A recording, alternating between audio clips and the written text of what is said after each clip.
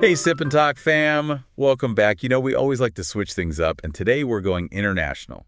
That's right. Shout out to all our amazing listeners in Taiwan. Yeah. You guys asked for it, and we're delivering. Absolutely. This one's especially for you guys. And, of course, we can't forget our buddy, Micky. Yes, Micky over at Mickytolife.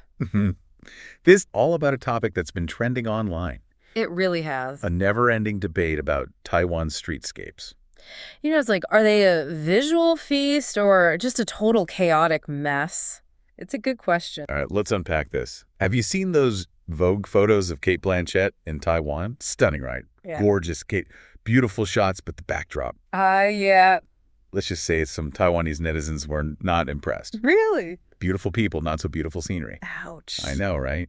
It's interesting how those photos sparked such a passionate response online. Yeah. But this whole debate about Taiwan's streets isn't new. It's true. It seems to pop up every now and then. It does. And you know what? I gotta admire the honesty. Yeah. Taiwanese people, they seem to be experts at self-criticism. I think you're right. But is it going too far? Maybe. So for all those on Team Ugly, Yes. spill the tea. What's got everyone riled up? Well, you know, it's the usual suspects: overflowing trash cans, scooters parked everywhere, blocking the sidewalks, and those infamous electrical wires, Oh, tell me about it. the ones that look like they're about to take over the entire city. They're everywhere, right? Yeah. I remember when I was visiting Taipei, Oh, yeah. trying to find this amazing soup dumpling place in this tiny little alley. Oh, yeah. I swear I almost got clotheslined by those wires. Oh, no. It's like an obstacle course just to get my soup dumpling fix. That's hilarious. Lots. And, you know, there's actually a psychological study. Oh, really? Yeah, that found visual clutter. You know, like those tangled wires can actually increase anxiety. Interesting. So it's not just about aesthetics. Right. It can actually impact how people feel. Wow. I never thought about it like that. Yeah, it's fascinating. Okay, so maybe Team Ugly has a point. Yeah. But wait, hold on a second. There's got to be another side to this story, right? Oh, absolutely. Team Charming, where you at? Come on, Team Charming. Make some noise. So the counter argument is that those very streets are overflowing with energy. Okay, I like that. A blend of cultural influences Yeah. you won't find just anywhere. It's not about sterile perfection. Interesting. It's about a raw, in-the-moment energy that makes Taiwan unique. Okay, so we're getting like organized chaos vibes here. Exactly. Like think about those incredible night markets. Yes. Might be a little overwhelming for a first-timer. Maybe. But the food, the smells, the people watching. It's an experience. It's an experience you don't forget. It's like sensory overload in the best way possible. Exactly. It's that organic growth. Yeah. The way these streets have evolved over time, reflecting the history, Yeah. the practicality, the spirit of the people. You know, I read that even travel magazines like CNN Travel and Lonely Planet, Really? they've praised Taiwan's unique street charm. That's fascinating. So maybe it's not just the locals who are seeing something special Yeah. in all that chaos. Maybe they're onto something. Yeah. And that brings us to a deeper question. Okay. What makes something beautiful in the first place? Ooh, that is a deep question. I know, right? Yeah.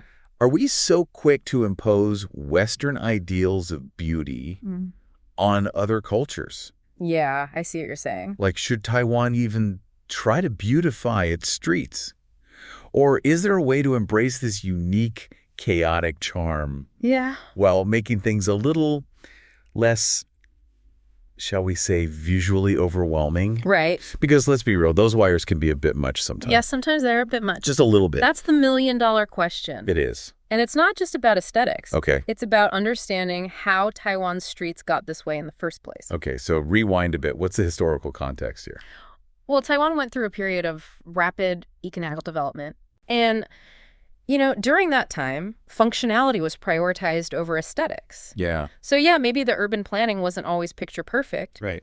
but it got the job done. It's like that saying, form follows function. Exactly. It wasn't about looking pretty. It was about building a city Yeah. that worked for the people. For the people. But maybe now that Taiwan has established itself economically, Yeah. there's more room to focus on aesthetics. Exactly.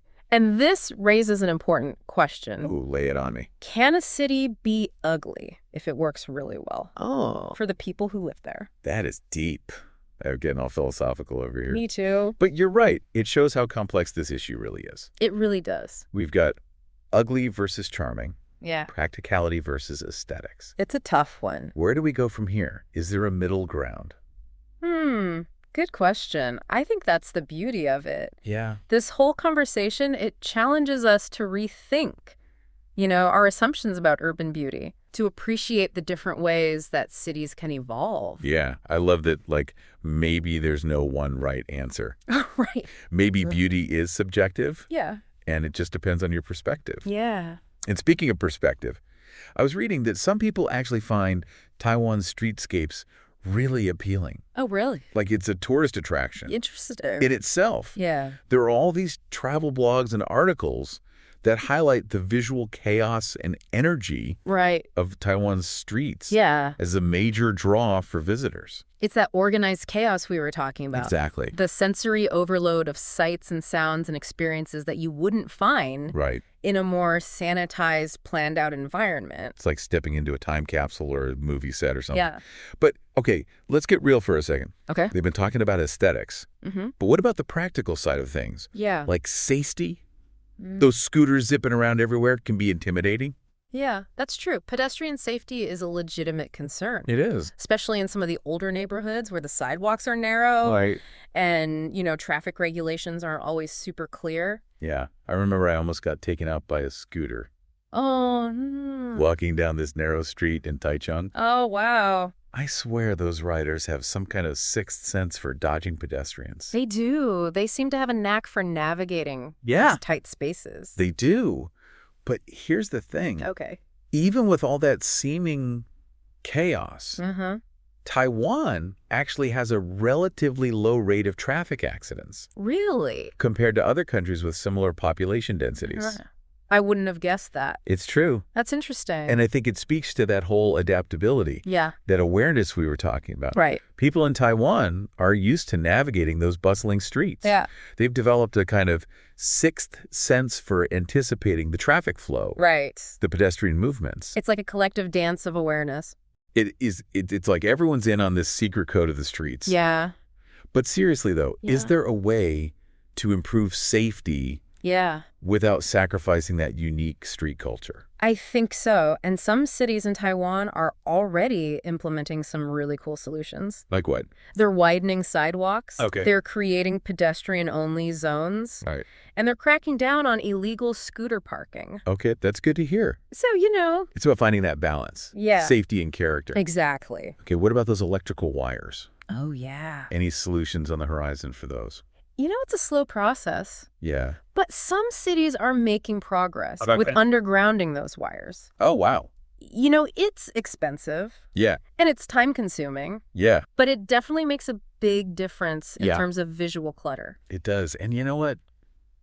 I kind of like those wires. Really? I know they can be a bit much. Yeah. But they're like a visual representation of the city's energy. It's interconnectedness. I see. It's like the veins and arteries of the city pumping life into every corner. That's a beautiful way to put it. Thank you. It highlights the fact that even things that we might initially perceive as ugly can have a deeper meaning or significance. Yeah. It's all about perspective. Yes, right. Like maybe those enjoying life. Enjoying life. Or maybe those scooters parked everywhere are a symbol of the city's entrepreneurial spirit. It's hustle and bustle. Love it. You're turning the ugly into a positive. I am. And you know what? I think there's a lot of truth to that. Yeah. Taiwan's streets are a reflection of its people. Yeah. Hardworking, resourceful, and always on the move. They're a living, breathing testament to the energy and spirit of Taiwan. Exactly. And maybe, just maybe, that's what makes them beautiful in their own unique way. I think so. What do you think our listeners think about all this? Have you had any funny or memorable experiences navigating those chaotic sidewalks? Hit us up in the comments. Yes. Tell us your Taiwan street stories. Yeah. What stands out to you? The good, the bad, the chaotic, the charming. We want to hear it all.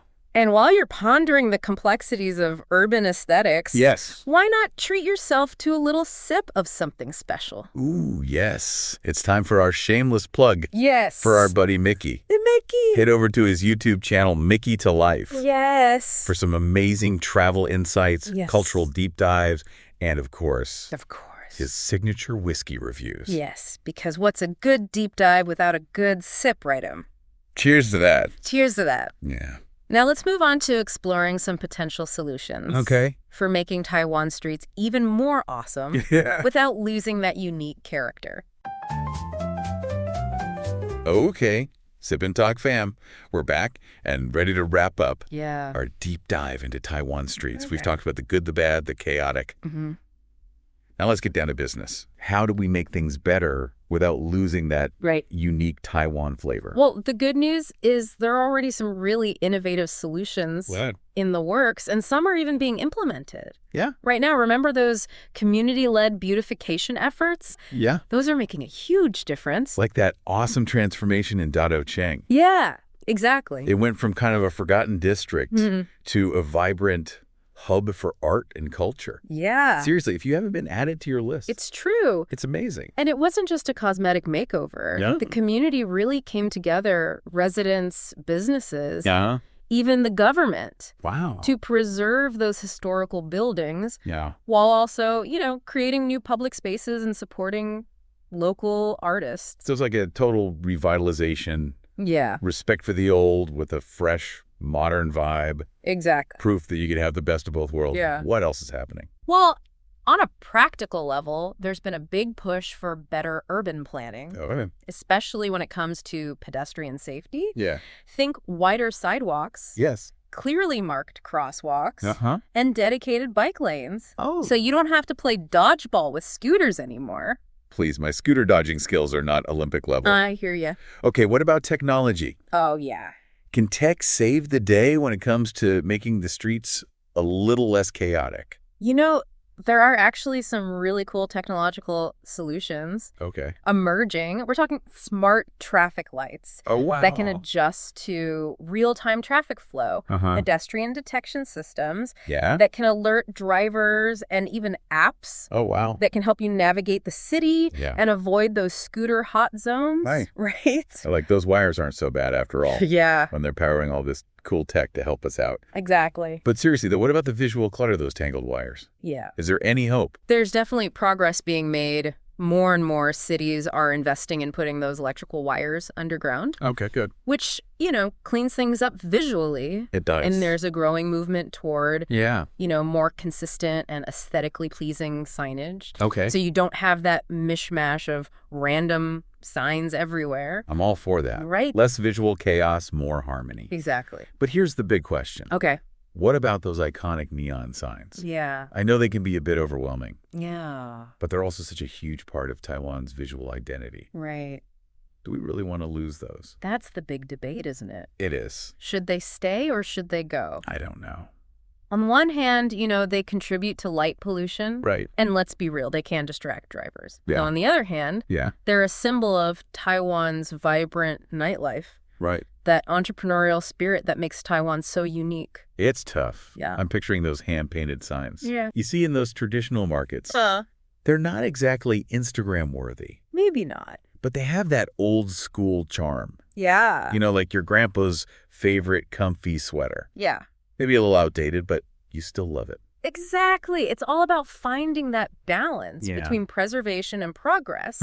Maybe we can encourage businesses to adopt more energy-efficient LED lighting for those signs or create designated neon zones where those signs can really shine without overwhelming everything else. I love that neon zones idea. Right. It's like a win-win. Yeah. You get to keep those awesome signs, but in a way that's more sustainable. Right.